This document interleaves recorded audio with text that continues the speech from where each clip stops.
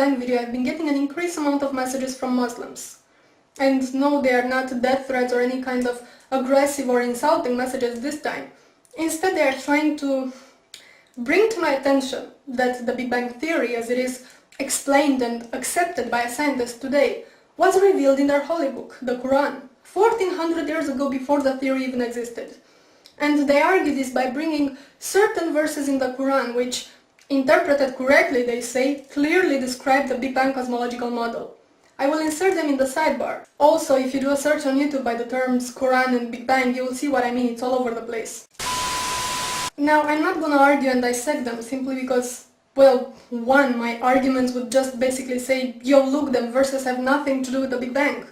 To which the responses would be, oh yeah, they do, and this can go on forever. And two, because you can read them for yourselves.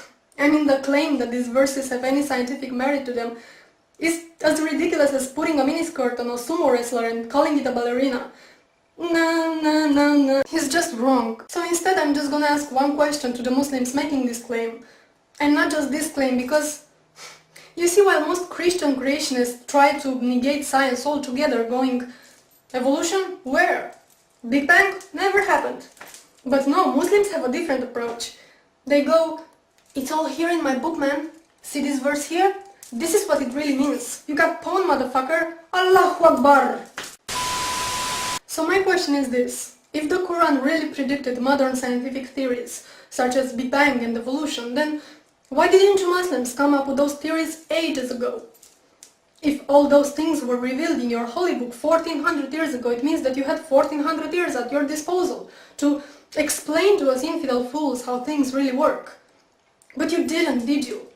It was only after the Big Bang Theory was worldwide accepted by the scientific community that you decided to claim, well, Allah said it first. And same goes with evolution. So, why? I'm just asking. You know, there's something really bugging me, and it always annoyed me on some level, but it just seems to annoy me more and more, is how religious sensitive we are.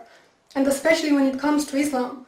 I'm sure you remember when Western Standard magazine published those cartoons, those Muhammad cartoons, that all hell went loose.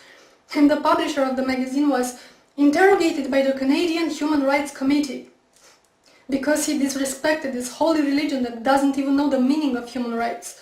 It's sadly ironic. And this wasn't an isolated case. The same thing happened to Maclean magazine, I think it was, in 2008. Or the movie Fitna, which got banned. And the filmmaker was prosecuted and investigated and banned from entering the UK. All this while he was under constant death threats from Muslim extremists who were offended that he portrayed Islam as being violent.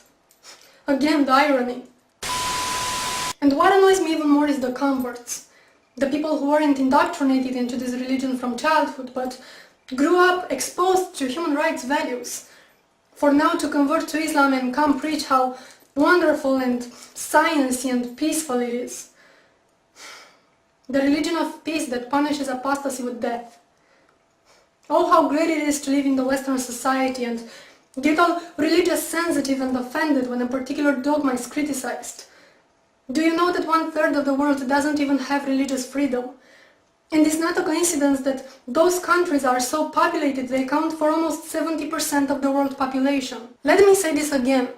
70% of the world population doesn't have religious freedom. You will have to look at the calendar and see what year it is, and ask yourself, what the fuck?